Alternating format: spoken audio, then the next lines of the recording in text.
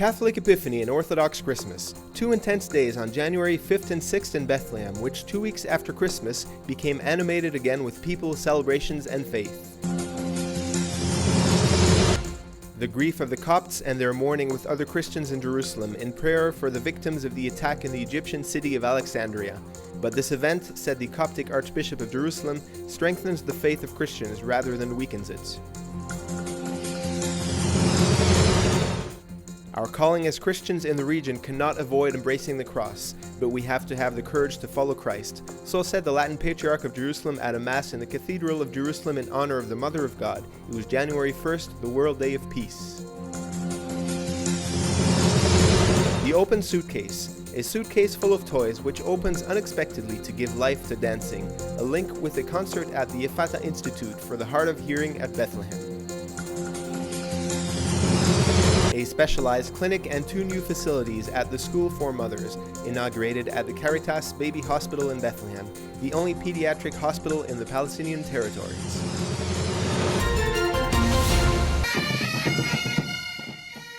Two weeks after Christmas, Bethlehem is again animated with people, faith, and celebrations.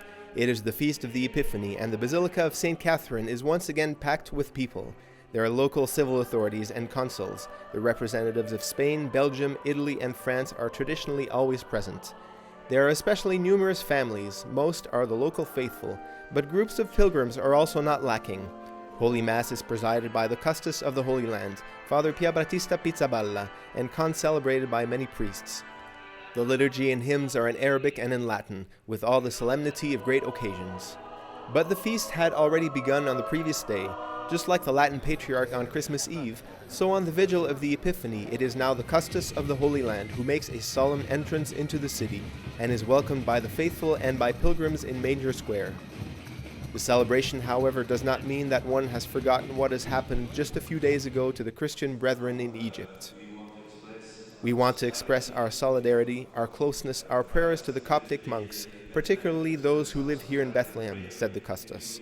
Every day we experience how difficult it is to be Christians in our land, but despite all the difficulties, we remain here because the Lord who was born in Bethlehem is the source of our faith and of our strength.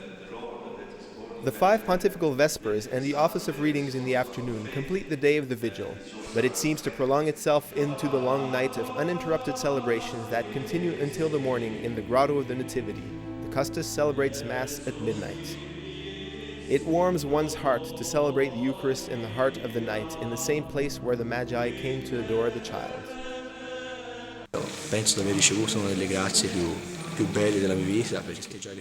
I think I have received one of the most beautiful graces in my life, to celebrate the Epiphany, the manifestation of Jesus in the grotto where Jesus was really born. I wish and I pray that this experience, just as it has touched my heart, really touches the heart of everyone. I come from Gaza. It is the first time that I am celebrating the Epiphany in Jerusalem.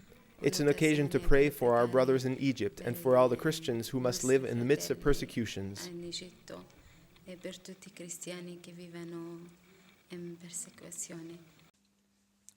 Also, the Custos recalls the Christians of the Middle East who, especially in this period, suffer from loneliness and persecution, and how they can always remain a sign of the manifestation of God in the midst of men. Another suggestive moment of the celebration of the Epiphany in Bethlehem is the procession in the afternoon, which, after having come down into the grotto, twists around 3 times along the Franciscan cloister, offering the child to the devotion of the faithful. A Jesus who has grown a bit, and who sits on a small throne. The precious gifts of the Magi kings are there too. The gold is that of the rose, which was a gift from Pope Paul VI, pilgrim in Bethlehem in 1964. But January 6th is not only the Epiphany for Catholics, it is also the vigil of the Orthodox Christmas, celebrated according to the Julian calendar on January 7th. And so as the Catholic Epiphany was being celebrated in St. Catherine's, in the square a crowd of Greek Orthodox faithful was waiting for their Patriarch, who celebrated the Divine Liturgy during the night in the Great Basilica of the Nativity, where the faithful from other Orthodox churches also celebrated their Christmas, such as the Syriacs and the Copts. This last group enters with a more somber mood, receiving signs of solidarity and condolence. A little while later, African songs and rhythms animate Manger Square. In this way, the few but lively Ethiopian Orthodox Christians have welcomed their patriarch and begun the celebrations of Christmas. Catholic Epiphany and Christmas Eve for the Orthodox, 2 intense days on January 5th and 6th in Bethlehem, days of feasting and solemn celebrations in a unique and extraordinary setting, embracing diverse confessions and rites, but bearing witness to a single common faith.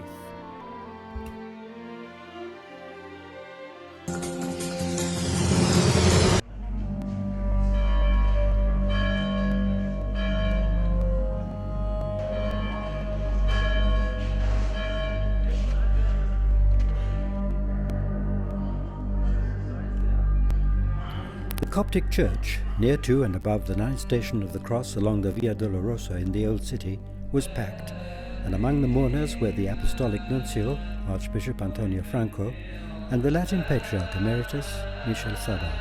Personal as well as indirect messages underlined support from other Christian communities here. The 21 Christians killed in the Egyptian city of Alexandria in the early hours of New Year's Day were remembered on this Tuesday afternoon in Jerusalem, as Coptic Christians and their friends gathered here for prayer and support. Pope Benedict XVI had called the bomb attack a vile gesture, and the Egyptian President Hosni Mubarak spoke of terrorism that knows neither homeland nor a religion. But would these events weaken or strengthen the faith of Christians in the Near and Middle East? His Grace Dr. Anbar Abram, Coptic Archbishop of Jerusalem, had a clear answer. These and similar events strengthen the faith of Christians rather than weaken it. Perhaps some Christians will emigrate, but they will eventually come back with their faith strengthened and with increased love for their homeland. Many such events have happened over the centuries, and Christians are still here. They will happen again and again, and we will remain because we have a promise from Christ. Although Jesus said that we would have to suffer, he also said that he had overcome the world, and he promised that he would always be with us. He will never leave us. We are his little flock. How could he leave us? Our blood proves that we love Christ, the Archbishop said, just as his blood proved that he loves us. Martyrdom is a witness, he said, and this proclaimed to all the world, to this planet Earth, that our faith in Christ Jesus is strengthened. Asked whether the attacks had brought Christians of the Near and Middle East closer together, Father Antonius El Urshalimi, General Secretary of the Coptic Patriarchate, said that he thought so.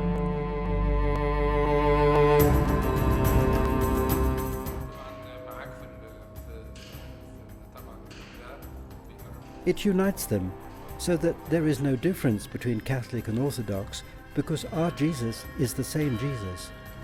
Our differences disappear precisely in such tragic events because we represent the same target. Some Egyptian Christians have reacted with a degree of violence, but Father Antonius thought that this was a spontaneous emotional reaction, and he reminded us that the Coptic Pope, Shenouda III, had said in a television interview, "I call on our sons for calm, as calm can solve all issues."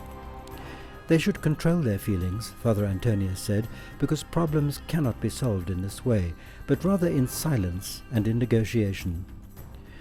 The tragic events have reminded us of Christians whose culture and liturgies differ radically from ours, but who profess the same essentials and the same faith in Christ. It is they who are undergoing a testing time. It is they who need our solidarity and prayers. Wiping away his tears, Father Antonius summed up the reaction of local Christians. "I want to say to the people of Egypt, do not be afraid. They will never break our spirit."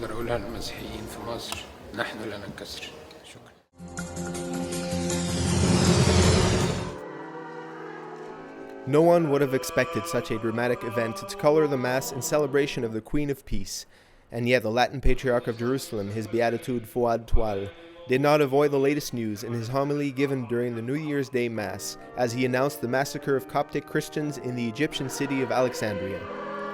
This new massacre, the Patriarch said, must inspire us to consider our vocation as Christians in this part of the world, which cannot but bid us embrace the cross.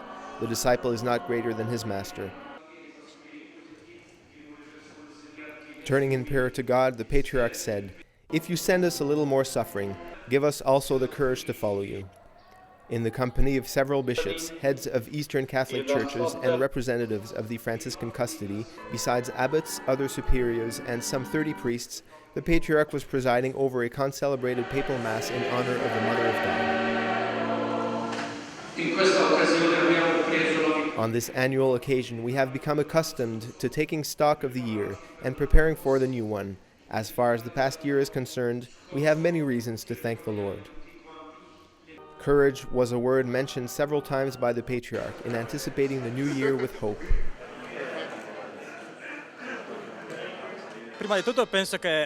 First and foremost, I think that we should have peace within ourselves and our families, and then surely peace will spread to the community and to others. I wish that there were peace throughout the world, and no more divisions between people, especially in the land of Jesus. May Palestinians and Jews one day shake hands, and may everyone find peace in Christ. In Jerusalem, one feels that peace is still far away, and so we must seek it with all our hearts. I hope that at least on this day we will think of making peace. I would like to say that he who knows people also loves them, and so peace will be possible only by coming to know people. By coming here, one is able to understand each other a little better.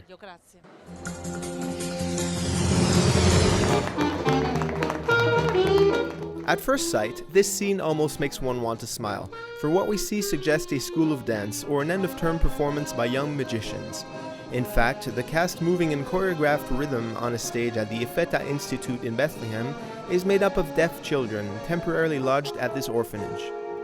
Inspired by the first pope to come to the Holy Land on pilgrimage, Paul VI, Epheata was staging a Christmas concert. No one watching could be indifferent, and least of all could anyone say that these deaf children did not know how to move in time to the music.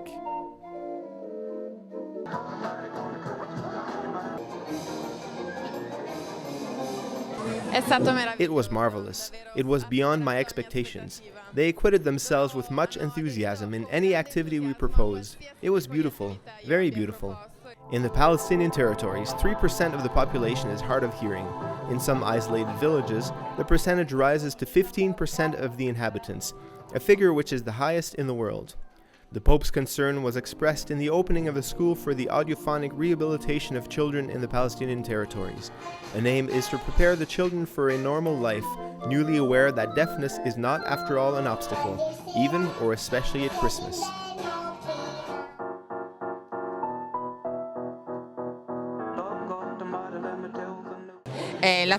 Christmas for us is very important because it is simultaneously a festival for children as well as grown-ups, because it is they, the grown-ups, who give life to the children. Considering that all the children are Muslims, we wanted to celebrate this feast in joy and serenity, which could be shared with their families, where they live, in their villages. And finally, the inevitable Santa Claus, who seems to want to distribute, along with material gifts, a little hope in a land which desperately needs it.